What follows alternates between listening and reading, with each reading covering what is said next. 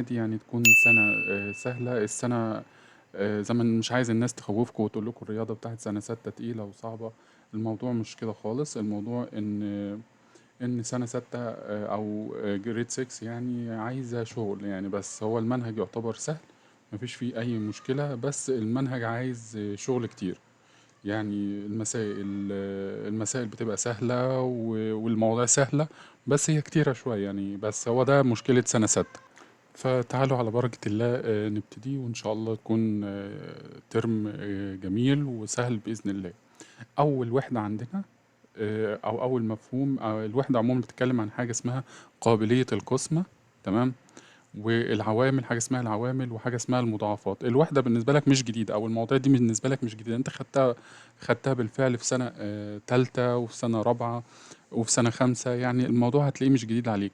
في كام بس نقطة هي اللي جديدة، والمسائل سهلة جدا. بس مبدئيا ايه اللي مطلوب منك في المفهوم دوت؟ مفهوم يعني لازم تكون عارف جدول الضرب. تمام. جدول الضرب زي ما احنا كنا بنقول لك من وانت صغير، جدول الضرب يعتبر من اهم الحاجات اللي انت هتشتغل عليها في سنة رابعة وخمسة وستة. تمام. فجدول الضرب يا ريت يا ريت نراجعه. وزي ما بقول لك، الموضوع ما هو الصعب، الموضوع عبارة عن جمع متكرر. يعني بنقول ما هو الناس اللي لسه بتلاقي صعوبة في جدول الضرب، جدول الضرب ما هو إلا جمع متكرر. انت بتبقى الموضوع كسل بالنسبة لك بس. تمام. آه تعال بقى مفهوم الوحدة الأولى أو المفهوم الأول بيتكلم عن حاجة اسمها قابلية القسمة والعامل المشترك الأكبر والمضاعف المشترك الأصغر. يعني هندرس ثلاث مواضيع: حاجة اسمها قابلية القسمة، يعني إيه قابلية القسمة، وحاجة تانية اسمها العامل المشترك الأكبر، وحاجة تالتة اسمها المضاعف المشترك الأصغر. طيب يعني ايه قابلية القسمة؟ بيقول لك إذا قسمنا 10 على 2 يكون الناتج 5 والباقي صفر. يعني أنت لما تيجي تقول ايه 10 على 2، بتقسمها ازاي؟ بتقول له كده 10 على 2، ناتج القسمة كام؟ 5. هل في باقي؟ لا، مفيش باقي. يبقى الباقي في الحالة دي الباقي ايه؟ صفر. تمام. طيب، فبنقول كده ان 10 معنى طالما الباقي صفر، يبقى بقول كده في الحالة ديت 10 تقبل القسم على 2 طالما الباقي بصفر. طب افرض يا مستر الباقي ما طلعش بصفر. يعني لو جينا نقسم 10 على 3، 10 على 3 هقسمها ازاي؟ اطلع الناتج ازاي بقى من غير ما ارسم زي ما هو راسم كده؟ 10 على 3 تسمع جدول التلاتة. أقرب حاجة تديك حاجة قريبة من ال10 اللي هي 3 في 3. 3 في 3 هتديني كام؟ 3 في 3 هتديني 9. تمام. 3 في 3 هتديني 9، والباقي هيكون كام؟ الباقي هيكون 1.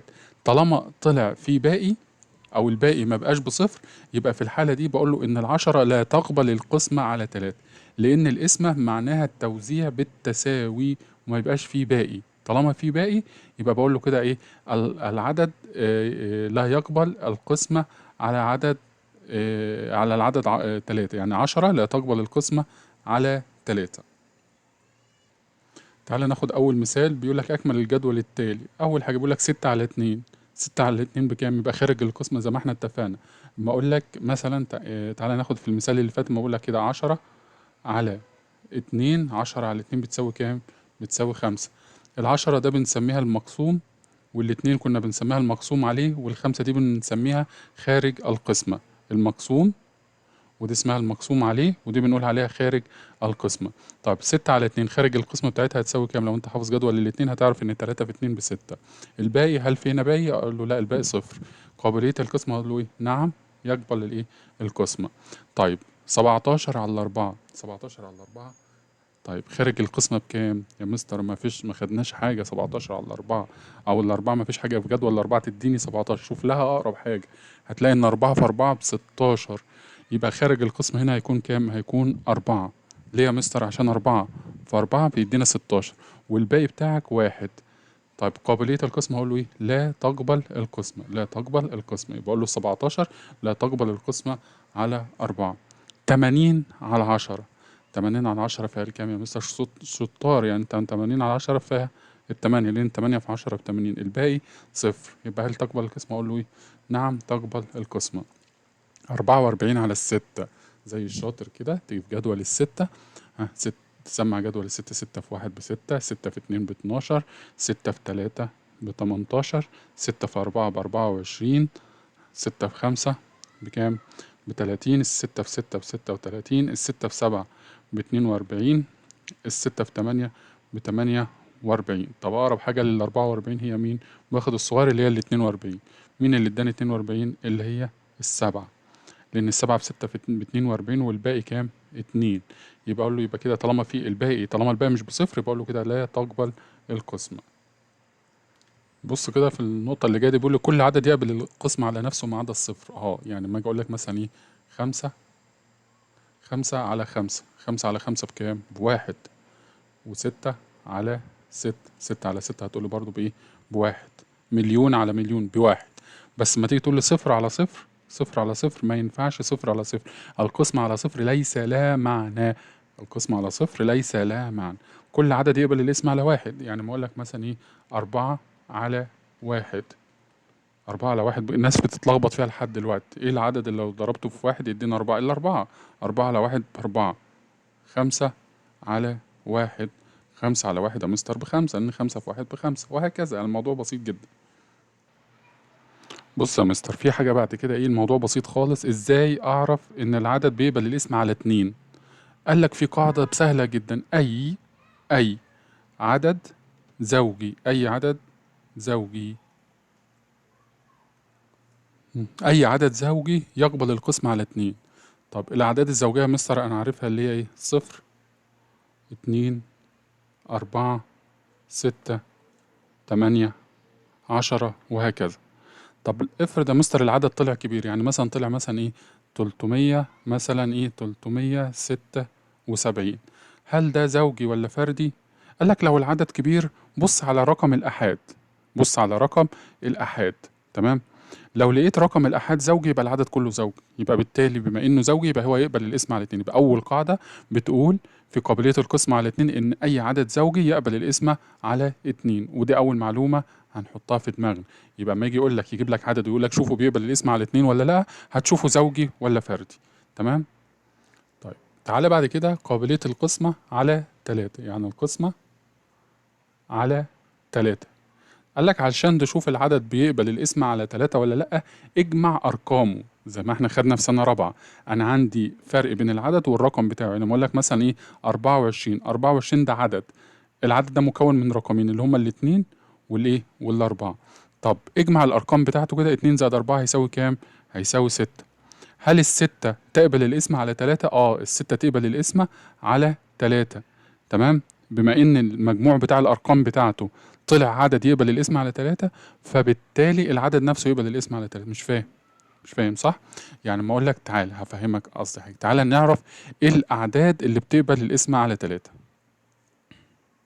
تعالى ناخد مثلا عدد زي 400، 400 مثلا و17 مثلا. طيب هل 417 ده يقبل الاسم على 3 يا مستر؟ طيب ما انت هتعرف ازاي؟ اجمع الارقام بتاعته 4 تمام زائد 1 زائد 7 هيديك كام يا مستر؟ 4 زائد 1 5، 5 زائد 7 12. هل 12 اللي طلعت دي تقبل الاسم على 3؟ خليك بقى شاطر وعارف ان 12 دي موجوده في جدول الثلاثه.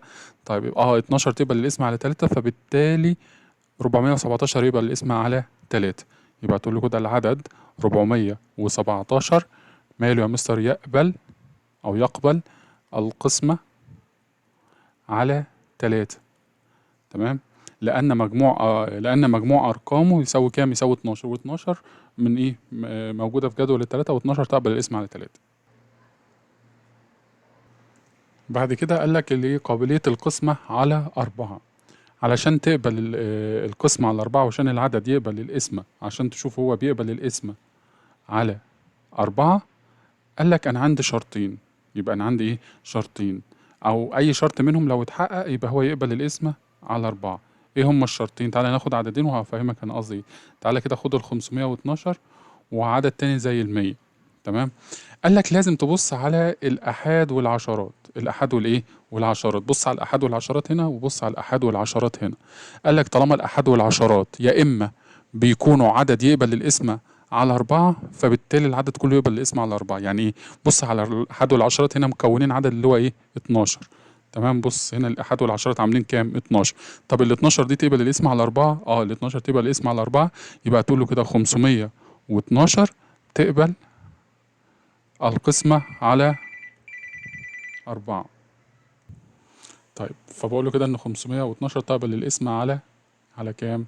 على 4. ليه يا مستر تقبل الاسم على 4؟ عشان الآحاد والعشرات بيعملوا عدد يقبل الاسم على 4. قال لك الشرط الثاني ان لو في صفرين في الآحاد والعشرات، طالما في صفرين في الآحاد لازم الآحاد يكون فيها صفر والعشرات برضو يكون فيها ايه؟ صفر.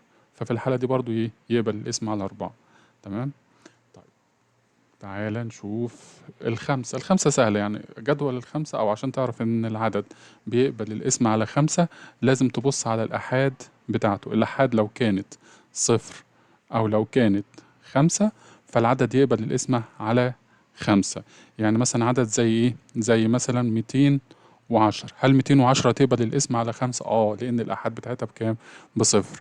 طب هل مثلا 315 تقبل الاسم على 5؟ لأن الآحاد بتاعتها بكام؟ ب5. فأي عدد الآحاد بتاعته بصفر أو الآحاد بتاعته ب5 فيقبل الاسم على 5. طيب بعد كده عشان تعرف العدد يقبل الاسم على 6 لازم شرطين، لازم الشرطين دول يتحققوا. لازم يكون عدد زوجي ولازم يكون مجموع الأرقام بتاعته تقبل الاسم على 3.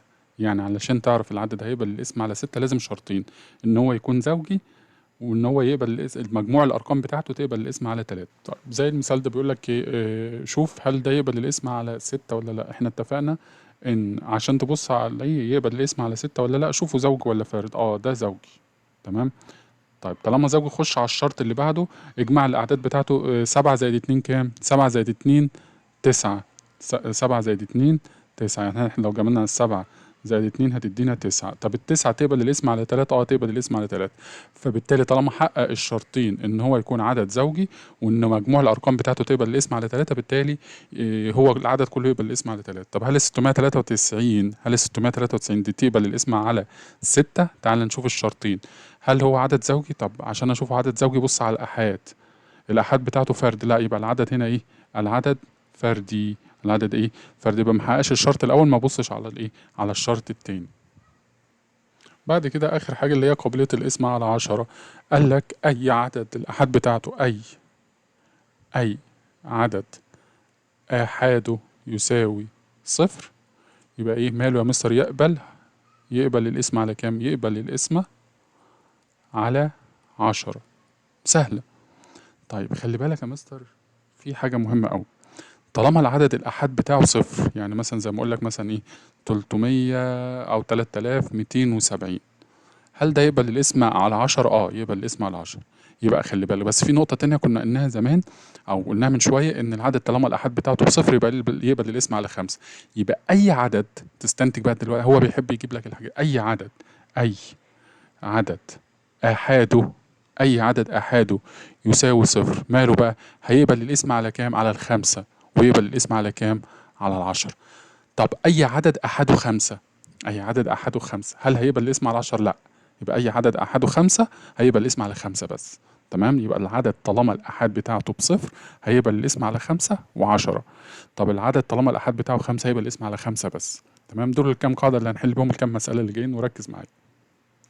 بيقول لي هنا ايه؟ بيقول لي الاعداد اللي قدامك دي اي الاعداد تقبل الاسم على 2؟ افتكر قاعدة الاتنين. العدد اللي بتقبل الاسم على 2 اللي هي الاعداد الزوجية. برافو عليك. الاعداد اللي بتقبل الاسم على 2 لازم يكون العدد زوجي. طب هل ال 18 عدد زوجي؟ يبقى اقول له كده، اقوم كاتب له كده الف.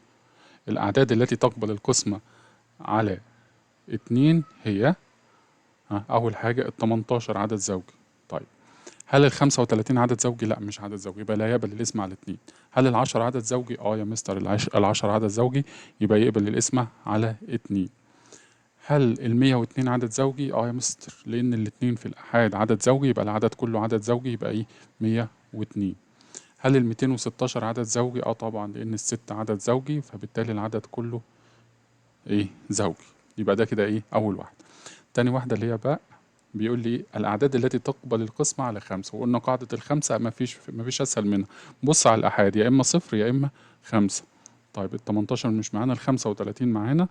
تمام. يبقى أقول له ال 35 و ال 10 معانا طبعا لأن الآحاد بتاعها بصفر. و ال102 معانا، لا ال102 مش معانا، ولا ال216 معانا، يبقى أنا بس معايا ال35 وال10، ال35 والإيه وال10. طيب بعد كده الأعداد التي تقبل القسمة على 3. الأعداد التي تقبل القسمة على 3. إيه الأعداد اللي بتقبل القسمة على 3 لو أنت فاكر القاعدة بتاعت التلاتة؟ ايه قاعدة التلاتة لو انت فاكر؟ الأعداد اللي بتقبل الاسم على 3 التي يكون مجموع الأرقام بتاعتها تقبل الاسم على 3. يعني أجمع الأرقام، بس انت خليك ناصح بقى وعارف ان ال18 موجودة في جدول التلاتة، يبقى ال18 كده كده ايه معنا طالما العدد صغير وانت عارفه. اجمع الأعداد أو اجمع الأرقام بتاعته. ال35 مش موجودة في جدول التلاتة، لأن 3 زائد 5 ب8، والتمانية ما تقبلش الاسم على 3. 1 زائد 0 بواحد، وليه؟ الواحد ما بيقبلش الاسم على 3. طيب ال102 لو جمعنا الأعداد، لو جمعنا الأرقام، يعني 1 زائد 0 بواحد، 1 زائد 2 بتلاتة. 3 تقبل الاسم على 3؟ 3 تقبل الاسم على 3، لأن أي عدد بيقبل الاسم على نفسه. برافو عليك. طيب 216، هل 216 تقبل الاسم على 3؟ اجمع الأرقام. يعني تعالى في جنب كده أقول له 216 هجمع الاتنين زائد 1 زائد 6. 2 زائد 1 3، 3 زائد 6 يساوي كام؟ هيساوي 9. طب التسعة بتقبل الاسم على 3؟ يبقى ال216 تقبل الاسم على 3. بعد كده بيقول لك أي الأعداد التي تقبل القسم على 6. على 6 يا مستر لازم يكون فيها شرطين. الستة لازم تحقق شرطين، إن هو يكون عدد زوجي، وإن مجموع أرقامه لازم تجمع الأرقام. مجموع أرقامه يقبل الاسم على كام؟ على 3. مجموع أرقامه يقبل الاسم على 3. طب هل ال18 زوجي؟ هل ال18 تقبل الاسم على 6؟ لو جمعناها 1 زائد 8 9، 9 تقبل الاسم على 3، بالتالي تقبل الاسم على 6، يبقى ال18 معانا. طيب هل ال35 تقبل الاسم على 3؟ هل ال35 أصلا زوجي؟ لا مش زوجي. ال10 زوجي؟ ال10 زوجي. طيب هل تقبل لو جمعناها يعني 1 زائد 0 ما ادينا 1، والواحد ما بيقبلش الاسم على 3، بالتالي ما بيقبلش الاسم على 6. 102 تقبل الاسم على 6. هل هو زوجي؟ يعني أول شرط لازم تحقق من هل هو زوجي؟ زوجي. اجمع 1 زائد 2 كام؟ 3.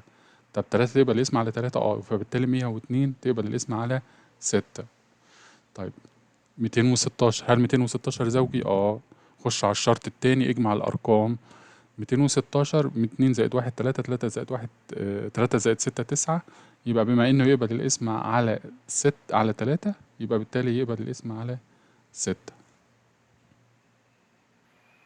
أقول لك على فكرة حلوة عشان تعرف بتاع ال6 ولا لأ. لو لقيت العدد يقبل الاسم على 3 كان زوجي، اعرف ان هو هيقبل الاسم على 6. تاني ركز في الحتة دي قوي قوي قوي. لو لقيت العدد بيقبل الاسم على 3 ولقيته زوجي، فاعرف ان هو هيقبل الاسم على 6. طيب هل يا مستر كل الأعداد اللي هتقبل الاسم على 3 معناها انها تقبل الاسم على 6؟ لا، لأن مثلا عندك عدد زي ال27. ال27 ده يقبل الاسم على 3، يبقى الاسم على 3. 27 على 3 فيها الكام؟ فيها ال9. بس في نفس الوقت لا يقبل الاسم على كام؟ ما يقبلش الاسم على 6. تمام، لأن هو مش زوجي. بس انت لو جيت مثلا على عدد زي ال24، ال24 ده بيقبل الاسم على 3، وفي نفس الوقت هو زوجي. يبقى بالتالي هيقبل الاسم على 6. يعني 24 على 3 فيها ال8، 24 على 6 فيها الكام؟ فيها ال4. يبقى تقول لنفسك كده، لو العدد بيقبل الاسم على 3 وكان زوجي، اعرف ان هو هيقبل الاسم على 6. تعالى بقى ناخد حاجة خدتها قبل كده، اللي هي المضاعفات. لما اقول لك مثلا عايزين نجيب مضاعفات العدد 2. مضاعفات العدد 2 يا مستر يعني ايه؟ هبدأ أعد بالإيه؟ بالاتنين. تمام. طيب آه طيب لو جينا نجيب مضاعفات العدد 2 هنبدأ بالإيه؟ بالاتنين، وتبدأ إيه تزود كل مرة 2 2 4 6 8 10 12 14 16 18 20 وهكذا.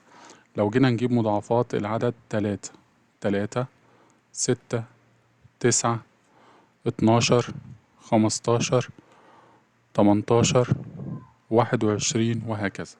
طيب تعالى مثلا ناخد ال21. ال21 ده من مضاعفات كام يا مستر؟ ال21 ده من مضاعفات التلاتة. طيب بما ان العدد 21 من مضاعفات التلاتة، فبالتالي ال21 يقبل القسمة على تلاتة. 21 يقبل الاسم على ايه؟ على تلاتة. طب ال18 من مضاعفات التلاتة؟ من مضاعفات التلاتة، يبقى هيقبل الاسم على تلاتة. يبقى المضاعفات بتاعة العدد تقبل الاسم على عدد. ازاي يا مستر؟ يعني بنقولها كده القاعدة، بنقول ايه؟ مضاعفات العدد تقبل الاسم على العدد. مضاعفات العدد يا شطار تقبل الاسم على العدد. تمام. طيب لو انا جيت قلت لك مثلا ايه؟ ال 18 بتساوي كام يا مستر؟ بتساوي 6 في 3. ده معنى كده شايف العوامل دي اللي هي الستة والتلاتة. الستة تقبل الاسم على التمنتاشر، التمنتاشر تقبل الاسم على ستة، آسف، التمنتاشر تقبل الاسم على ستة، وفي نفس الوقت التمنتاشر تقبل الاسم على كام؟ على تلاتة. التمنتاشر تقبل الاسم على تلاتة. تمام. ليه يا مستر؟ علشان التلاتة من مضاعفات التمنتاشر، والستة برضو من مضاعفات التمنتاشر، فبالتالي بما انه من مضاعفاتها يبقى يقبل الاسم عليه. تمام. طيب في طريقة تانية عشان تثبت العدد هل هو من مضاعفاته ولا لا. يعني انا مثلا عشان تثبت ان العدد من المضاعفات، تشوفه هو تشوف هل هو بيقبل الاسم عليه. لو طلع بيقبل الاسم عليه يبقى هو من مضاعفاته. يعني انا لو جيت قلت لك هل الستة هل ال 18 تقبل الاسم على ستة؟ هتقول لي ال 18 تقبل الاسم على ستة، بالتالي الستة من مضاعفات ال 18. طب هل ال 18 تقبل الاسم على تلاتة؟ ال 18 تقبل الاسم على تلاتة، يبقى بالتالي التلاتة من مضاعفات ال 18. يعني زي العملية وعكسها. تمام. لو هو من المضاعفات يبقى العدد بيقبل الاسم عليه، لو هو بيقبل الاسم عليه يبقى هو من المضاعفات.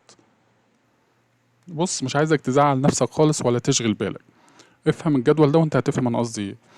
اكمل الجدول. 14 على 2، 14 على 2 يا مستر فيها السبعة. 14 على 2 خارج القسمة اللي هو السبعة، ده الناتج. الباقي هل في باقي؟ لا مفيش باقي، يبقى الباقي صفر.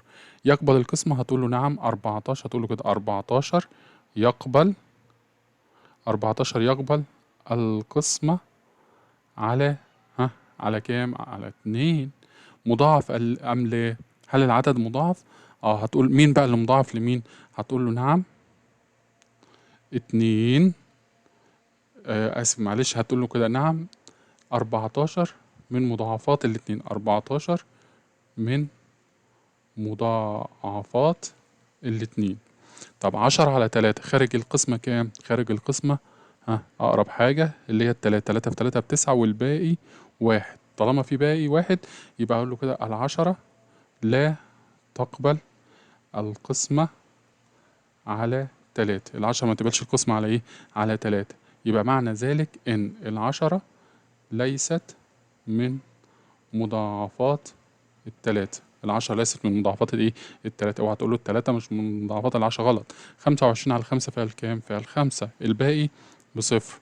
هقول له نعم 25 تقبل القسمة على 5. 25 تقبل الاسم على ايه؟ على 5. فبالتالي 25 من مضاعفات، 25 من مضاعفات الايه؟ الخمسة. تمام. الجدول ده اظن وضح لك الدنيا خالص كده. الدرس الاولاني خلص. تعالى بقى نحل كتاب، قصدي نحل اسئله بتاع كتاب صلاح التلميذ على الدرس الاولاني. تمام. اول سؤال بيقول لي ايه؟ بيقول لي اكمل الجدول زي الجدول اللي احنا عاملينه 36 على 4. مستر انا متلخبط ومش حافظ جدول الاربعه. ده بقى ايه مشكلتك؟ هل 36 تقبل الاسم على 4؟ هتقعد بقى تحتاس. تمام. انما لو حافظ على طول ان انت عارف ان الاربعه في 9 بتساوي الأربعة في 9 بتساوي كام؟ بتساوي 36. يبقى خارج القسمة كام يا مستر؟ خارج القسمة 9، لأن 9 في 4 ب36. الباقي بصفر يا مستر. قابلية القسمة هقول له نعم 36 تقبل، 36 تقبل القسمة على 4. 36 تبقى الاسم على كام؟ على 4. 40 على 8. حافظ جدول التمانية وعارف ان 5 في 8 ب40. تمام. اقول له كده ايه؟ نعم 40 تقبل القسمة على على كام؟ على 8. طيب 32 23 على 2. 23 على 2 يا مستر مفيش في جدول الاتنين حاجة، أنا عارف إن دي 10 في 2، 10 في 2 بكام؟ ب20. طب 11 في 2 ب22. طب 12 في 2 ب24. يبقى آخد ال11 لأن 11 في 2 بكام؟ ب22 والباقي 1. يبقى في الحالة دي طالما طلع معايا باقي، يبقى أقول له كده 23 لا تقبل القسمة على كام يا شطار؟ على 2. طيب اصلا يا مستر، ما انت قلت لي من شويه ان العدد اللي عشان يبقى الاسم على 2 لازم يكون زوجي. طيب 35 على 10، 35 على 10 انا عارف ان اخر حاجه الخمسه ناخد مثلا جدول العشرة الكام، 3 في 10 ب30، الاربعة في 10 ب40، يبقى اخد التلاتة، 3 في 10 ب30 والباقي 5، وبالتالي اقول له كده 35 لا تقبل القسمة. 35 لا تقبل القسمة على كام؟ على 10. 99 على 9 من أسهل المسائل اللي ممكن تطلعها، فيها ال11 لأن ال11 في 9 ب99، 11 في 9 ب99 والباقي كام يا مستر؟ الباقي 0. طيب معنى كده أقول له كده 99 تقبل القسمة على 9 لأن الباقي بكام؟ ب0. تعال نخش على السؤال اللي بعده. أكمل بكتابة تقبل القسمة أو لا تقبل القسمة. 25 إيه علاقتها بالتلاتة؟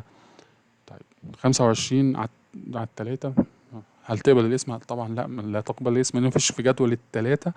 هو عايز يعرف في جدول التلاتة هل في ال25؟ لا، لأن التلاتة في مثلا تلاتة في 6 ب18، 3 في 7 ب21، 3 في 8 ب24، 3 في 9 ب27، مفيش حاجة. يبقى أقول له 25 لا تقبل القسمة على 3، لا تقبل القسمة على 3. طب 34 و2، 34 و2. طب القابلية القسمة على 2، خليك ناصح بقى.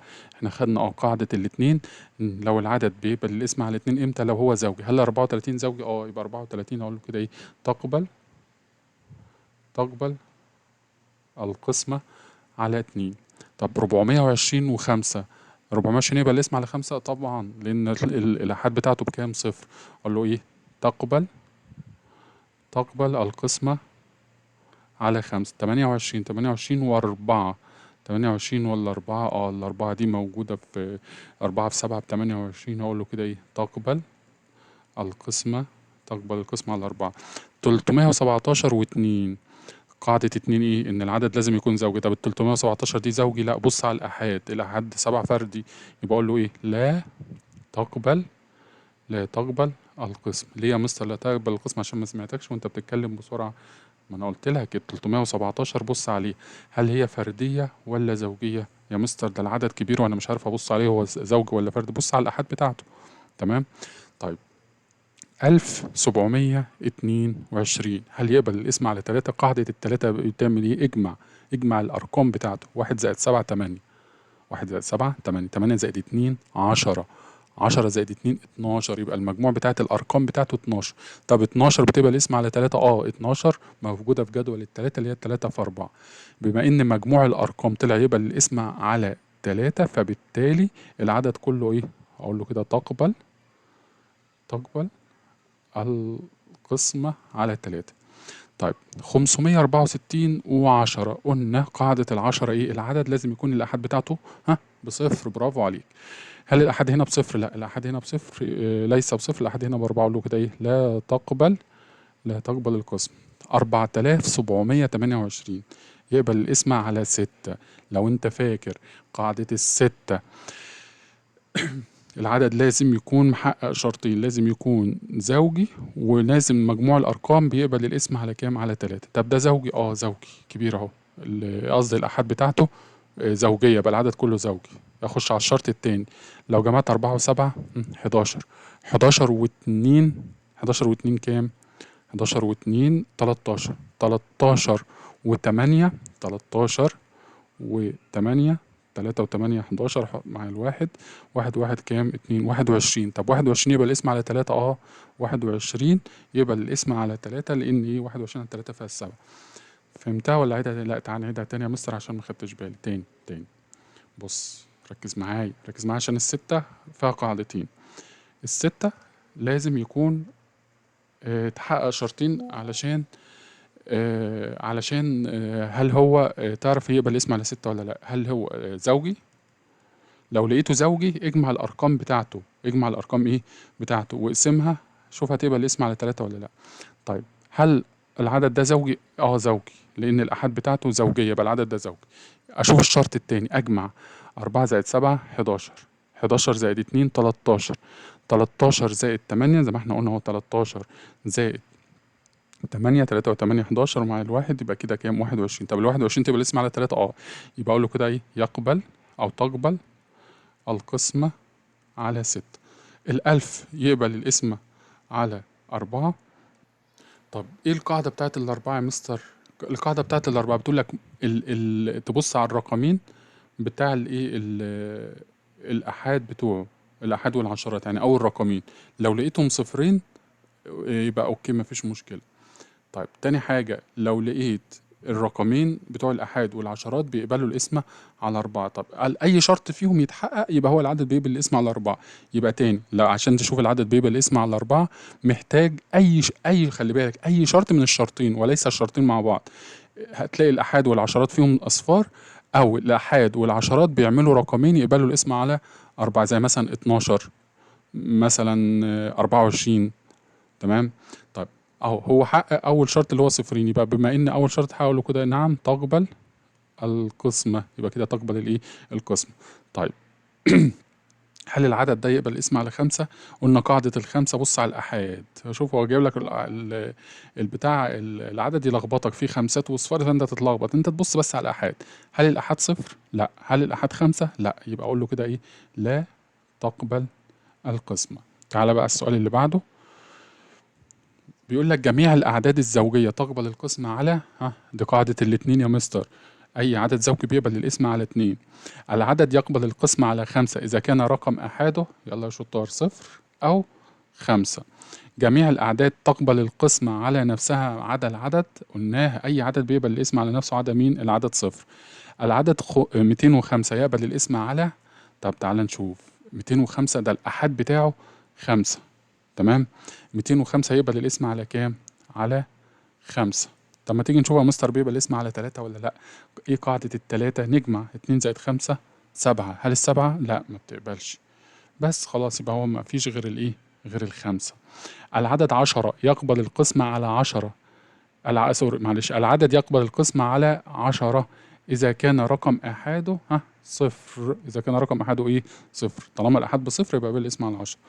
يقبل العدد القسمة على 3 إذا كان مجموع أرقامه يقبل القسمة على 3. يا مستر إيه اللي أنت بتقوله ده؟ أيوة ما أنا قلت لك كده والله، يعني مثلا زي 27. 27 دي تقبل الاسم على 3، اجمع الاتنين زائد 7. 2 زائد 7 بكام؟ ب9. طب ال9 بتقبل الاسم على 3 تمام. طيب بعد كده بيقول لك يقبل العدد القسمة على 4. قاعدة الأربعة إذا كان رقم الآحاد والعشرات يكونان عدد يقبل القسمة على يكونان عدد يقبل القسمة على كام؟ يكونان عدد يقبل القسمة على 4. ما احنا لسه قايلين اهو. تبص على لما يكون عندك عدد كبير، عدد ايه؟ كبير، وتشوف عايز يقبل الاسم على 4 ولا لا، بص على الآحاد والعشرات. بص على الآحاد والايه؟ والعشرات. هل الآحاد والعشرات بيعملوا عدد موجود في جدول الأربعة ولا لا؟ العدد 4324 يقبل القسمة على كام؟ طيب يا مستر أول حاجة تعال نشوفه زوجي ولا لأ. هل العدد ده زوجي؟ الأربعة دي الآحاد بتاعته زوجي، يبقى العدد ده يقبل القسمة على 2. ده أول قاعدة. طيب هل بيقبل الاسم على 3؟ قاعدة التلاتة كانت بتقول لك إيه؟ اجمع الأعداد، اجمع الأرقام قصدي. 4 زائد 3 7، 7 زائد 2 9، 9 زائد 4 كام؟ 13. طب ال 13 تقبل الاسم على 3؟ لا يا مستر، يبقى كده طلعت 3 مش معانا. طيب قاعدة الأربعة كانت بتقول لك إيه؟ أهي دي اللي أنا قصدي عليها. بص دي هتفهمها لك إيه. قاعدة الأربعة بتقول لك بص على الآحاد والعشرات، عاملين عدد يقبل الاسم على 4. ال 24 تقبل الاسم على 4، يبقى العدد كله يقبل الاسم على كام؟ على 4. طيب الخمسة لأ مش معانا، لأن الخمسة بتقول إن العدد لازم يكون الآحاد بتاعه يا بصفر يا بخمسة. طب الستة خلاص بما إنها خرجت من التلاتة يبقى أكيد مش هيقبل الاسم على ستة. هو زوجي بس الأعداد بتاعته ما قبلتش الاسم على تلاتة لما جمعناهم. تمام. طيب والعشرة أظن ما ينفعش، لأن الآحاد بتاعته مش بصفر، يبقى كده الاتنين والأربعة. طيب العددان 10 و18 يقبلان القسم على كام؟ ركز معايا، ايوه دي الاسئله بقى الحلوه. العددين 10 و18 هيقبلوا الاسم على كام؟ هم 10 و18 ايه علاقتهم ببعض؟ اللي هم الاثنين زوجي، يبقى هيقبلوا الاسم على 2. برافو عليك. طيب اصغر عدد يمكن اضافته الى 67 ليقبل القسم على 10 هو، يعني انا اضيف كام للعدد ده عشان يبقى الاسم؟ هزود له صفر، يبقى كام؟ صفر. يبقى احط له هنا كام؟ صفر، عشان يبقى كام في الاخر؟ عشان يتحول يبقى 670. لما اخليه كده يبقى خلاص هيبقى الاسم على 10. اختر الإجابة الصحيحة. بيقول لك 35 تقبل الاسم على كام؟ 35. طب ما ده عدد صغير يا مستر، وأنا عارف إن هو موجود في جدول الخمسة، مش محتاج يعني. وبعدين كده كده الآحاد بتاعته بخمسة. طيب يقبل العدد القسم على إيه؟ إذا كان عددا زوجيا مجموع أرقامه يقبل القسمة على 3. يبقى خلي بالك هنا بيقول لك العدد هيقبل الاسم على كام لو كان زوجي ومجموع أرقامه يقبل الاسم على 3. ده بيراجع لك القواعد. طيب أصلا يا مستر إحنا ما خدناش حاجة للسبعة، والتسعة برضه ما خدناش حاجة. إحنا خدنا الخمسة لازم الأحد يكون بخمسة. هو ما قاليش كده، هو بيقول لي لازم العدد يكون زوجي، يبقى هي الست. تمام. ولو تفتكر قلت لك طالما العدد زوجي وبيقبل الاسم على 3، اعرف ان هو بيقبل الاسم على كام؟ على 6. تمام. طيب أي الأعداد التالية يقبل القسم على كام يا شطار؟ على 10. قلنا أي عدد الآحاد بتاعته بصفر هيقبل الاسم على 10. على كام؟ على 10. طيب العدد 1401 يقبل الاسم على كام؟ طب تعالى نبص على الآحاد بتاعته. هل الآحاد بتاعته زوجي؟ لأ. يبقى كده الاتنين خرجت بره المعادلة. طيب هل الآحاد بتاعته صفر أو 5؟ لأ. يبقى كده الخمسة خرجت بره المنافسة. المنافسة دلوقتي ما بين التلاتة والعشر. هل الآحاد بتاعته صفر؟ لأ. يبقى العشرة كمان خرجت بره المنافسة، يبقى هي مين؟ هي التلاتة. طب يا مستر أنا عايز أتأكد، اجمع الأعداد اجمع الأرقام. 1 زائد 4 5، 5 زائد 1 6. الستة تبقى الاسم على 3، يبقى الإجابة بتاعتي 3. طيب أي الأعداد التالية، خلي بالك من السؤال، أي الأعداد التالية لا يقبل. ركز بقى عشان هو بيلخبطك بقى. واحد هوب حل تلاقي مش فاهم او مش عارف، ما خدش باله من كلمة لا ديت. بيقول لك يعني كلهم، معنى السؤال كده، معنى كلهم بيقبلوا على 4. كلهم بيقبلوا على 4 ما عدا واحد فيهم. انت طلع لي الواحد دول. طب ايه قاعدة الأربعة يا مستر؟ قاعدة الأربعة بتقول لي بص على الآحاد والعشرات أو الرقمين بيكونوا عدد بيقبل الاسم على 4. 44 تقبل الاسم على 4 يبقى ده مش معانا. 24 تبقى الاسم على 4 يبقى ده مش معانا. طيب 7 و8. تمام. هل 7 و8 دول بيكونوا عدد اللي هو كام؟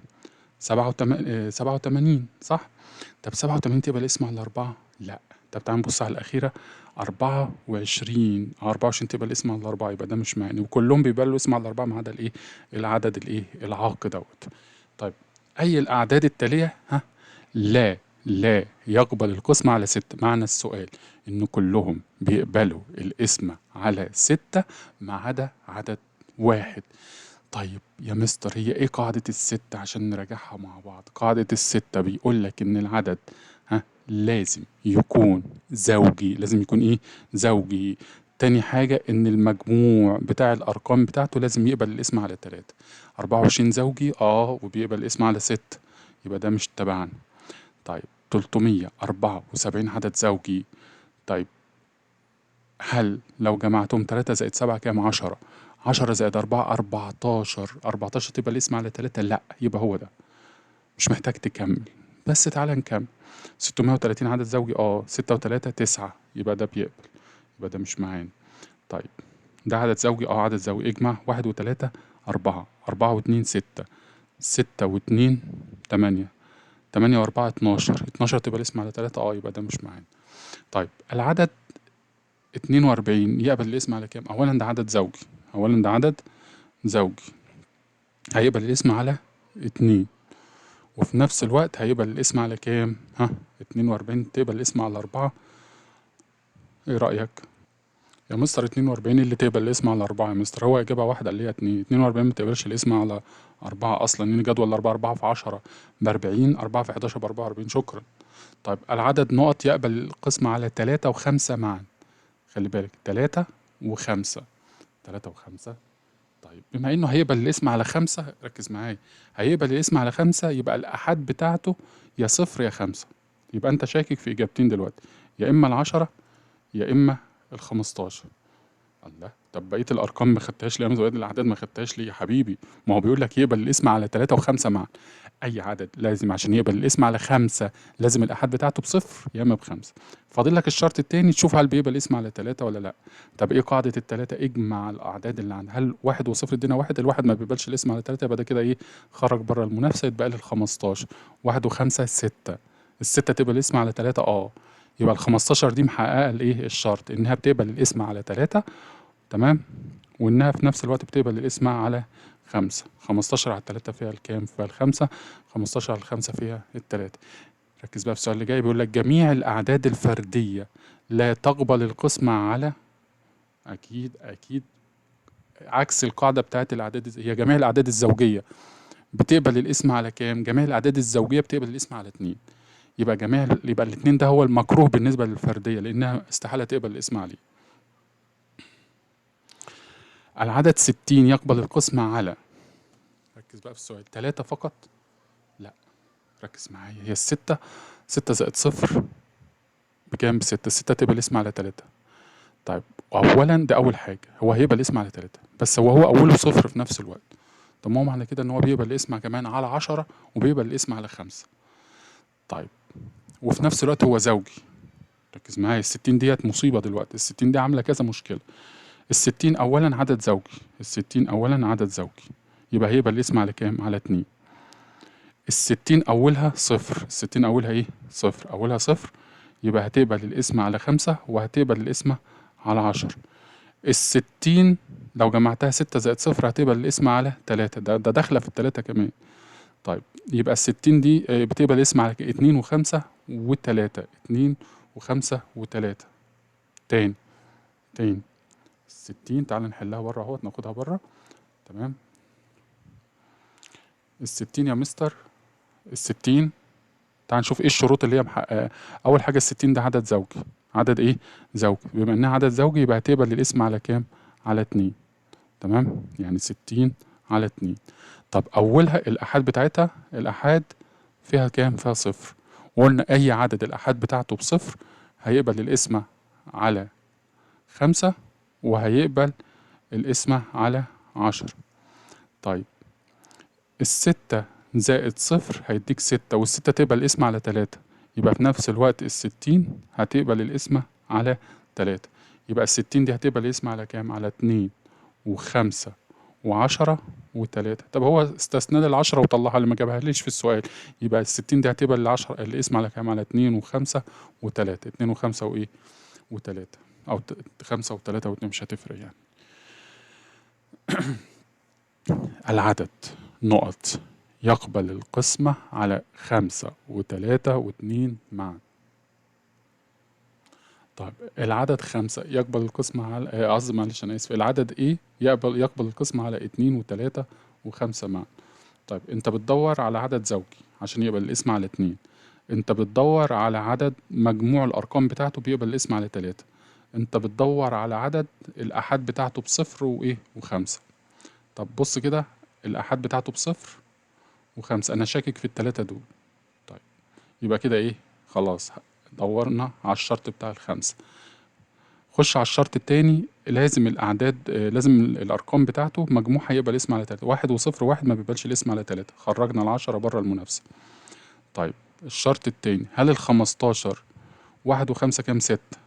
تمام حلو، 3 اشتغلت معانا، بس هل هي زوجي؟ لا مش زوجي، يبقى ال15 خرجت.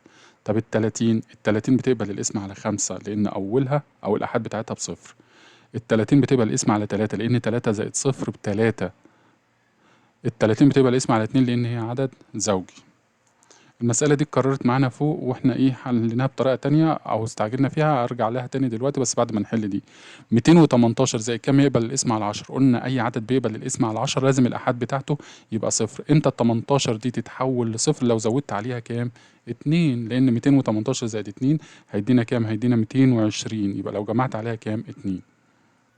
طيب دي المسألة اللي زيها بالظبط، اللي بقول لك ايه، أصغر عدد يمكن إضافته ل 67 اللي يقبل القسم على 3. أنت لو قلت ايه 67 زائد كام هيدينا عدد فيه صفر. 67 زائد 3، 7 زائد 3 10، أحط الصفر ويتبقى معايا واحد.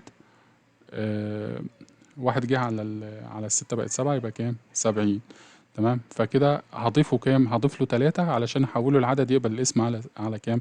على 10. يبقى ال 67 لو ضفت لها 3 هتتحول ل 70. تتحول لكام؟ ل 70. وال 70 او الآحاد بتاعها بصفر يبقى تقبل الاسم على كام؟ على 10. يبقى لو جالي كده وقال لي اصغر عدد يمكن اضافته للعدد 67 ليقبل القسمة على 10 هو كام؟ اقول له هو التلاتة. هو الايه؟ التلاتة. طيب بيقول لك اكمل باستخدام الاعداد التاليه. هو مديك شويه اعداد وبيقول لك ايه، شوفها. هل هي تقبل الاسم على 2؟ قلنا بيقبل الاسم على 2 زوجي. هل ال 21 زوجي؟ لا. ال 102 زوجي اهو. ال 102 زوجي. هل ده زوجي؟ لا. هل ده زوجي؟ 120 زوجي. هل ده زوجي؟ هل ده زوجي؟ لا. زوجي يا مستر. زوجي. الاعداد التي تقبل القسم على 3. الاعداد التي تقبل القسم على 3. قلنا قاعدة التلاتة لازم مجموع الأرقام يساوي كام؟ يساوي عدد يقبل الاسم على 3. 2 و1 كام؟ 3. هل التلاتة تقبل الاسم على 3؟ طبعا. 1 و2 كام؟ 3. يبقى ال102 معانا لأن مجموع الأرقام 1 زائد 2 3، و3 تقبل الاسم على 3. 2 زائد 2 4، 4 زائد 5 9. يبقى كده ده كمان هو بيقبل الاسم على 3. 120. 1 زائد 2 كام؟ 3. يبقى ال120 برضو بيقبل الاسم على 3. 1 زائد 0 مفيش، شكرا. 1 زائد 1 2. يبقى ايه؟ يبقى احنا اخرنا دول. يبقى دول ما بيقبلوش الاسم على 3. طب الأعداد التي تقبل القسمة على 4. على 4 يا مستر قلنا شرط، أي شرط من الشروط اللي عندك، يا إما هو زوجي يا إما بيعمل الآحاد والعشرات بيعملوا عدد يقبل الاسم على 4. طب ده زوجي؟ لا. طب ده زوجي؟ يبقى 102 بيقبل الاسم على 4. طب 225 ده زوجي؟ لا. طب ال25 بتقبل الاسم على 4؟ لا. طيب ده زوجي؟ 120 ده زوجي. وفي نفس الوقت انت قلت لي اللي بيعملوا ايه؟ اصفار. طيب 101 لا يا مستر ما بيقبلش الاسم على 4. الأعداد التي تقبل القسمة على 5. صفر، دي أسهل واحدة فيهم، يا إما صفر يا إما الآحاد بصفر يا إما إيه بخمسة. طيب الآحاد هنا بكام؟ ب5. يبقى إيه ده؟ هيبقى الاسم 225 و120 معانا الآحاد بتاعتها بصفر، و100 برضو معانا. 101 مش معانا. الأعداد التي تقبل القسمة على 6. الأعداد اللي بتقبل الاسم على كام؟ على 6. قلنا الأعداد اللي بتقبل الاسم على 6 لازم تحقق شرطين. الشرط الأول إن هي تكون زوجية، الشرط التاني إن مجموع الأرقام يقبل الاسم على 3. ده زوجي؟ لا ما بصلوش. ده زوجي؟ هل ما احنا قلنا يا مستر ارجع لقاعدة التلاتة، ولو العدد بيقبل الاسم على 3 وكان زوجي يبقى هيقبل الاسم على 6. طب ال102 دي زوجي؟ يبقى طالما زوجي يبقى هيقبل الاسم، خده في الست. ال225 ده زوجي؟ لا ما تاخدوش لأنه مش هيقبل الاسم على 6. ال120 ده زوجي؟ خده لأنه هيقبل الاسم على ايه؟ على 6. تمام. الأعداد التي تقبل القسمة على 10 لازم يكون أولها صفر في الآحاد. يبقى هو عندي عددين بس اللي هو أولهم صفر، اللي هو 120 وال100. طيب السؤال اللي جاي ايه يعني؟ يعتبر عايز بس افهمك الدرس. بيقول لك اكمل كما بالمثال. هو مديلك مثال عايزك تكمل زي 24 تقبل القسمة على 6، بالتالي فإن 24 مضاعف للستة. 40 هي 40 أنا بتكلم كده ليه؟ 40 نقط الاسم على 4. هل 40 بتقبل الاسم على 4؟ يا مستر. يا مستر 40 بتقبل الاسم على 4. ما هي صفر و4 بيعملوا حاجة تقبل الاسم على 4. تمام. 40 على 4 أصلا فيها ال10. يبقى قال له كده 40 تقبل 40 تقبل القسمة على 4، بالتالي فإن 40 مضاعف للعدد أو مضاعف للعدد 4. 27 هل تقبل الاسم على 2؟ أقول له لأ. لا تقبل القسمة على 2، وبالتالي فإن 27 ليست مضاعفا للعدد 2. 150 تقبل الاسم على 10 طبعا، لأن أولها صفر في الآحاد، تقبل القسمة على 10، وبالتالي 150 مضاعف للعدد 10.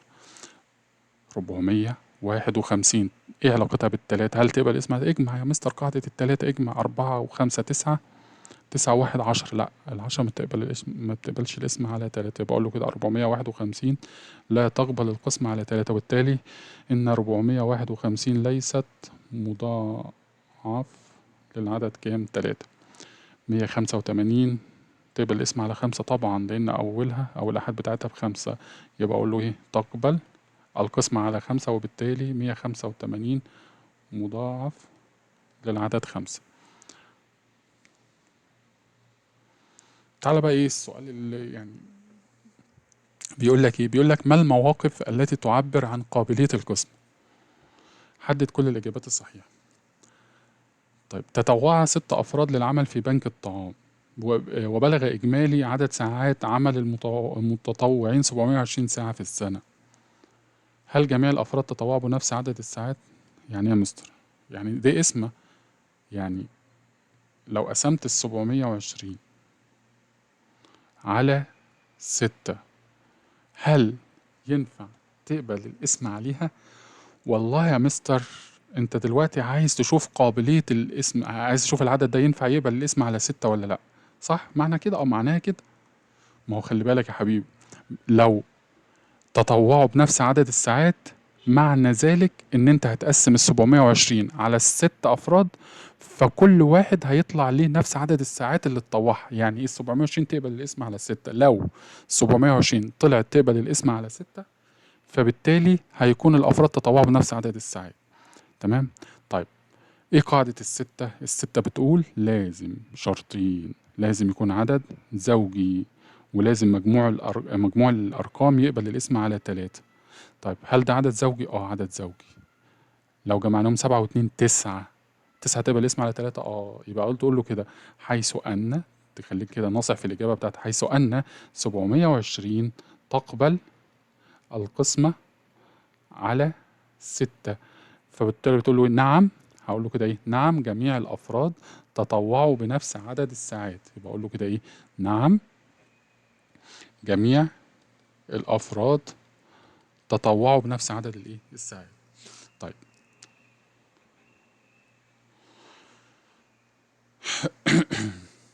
تاني سؤال بيقول لك قامت إحدى المدارس باصطحاب 254 طالبا للمشاركة في حملة تبرعات لبنك الطعام المصري، فهل يمكن توزيعهم بالتساوي على 5 أتوبيسات؟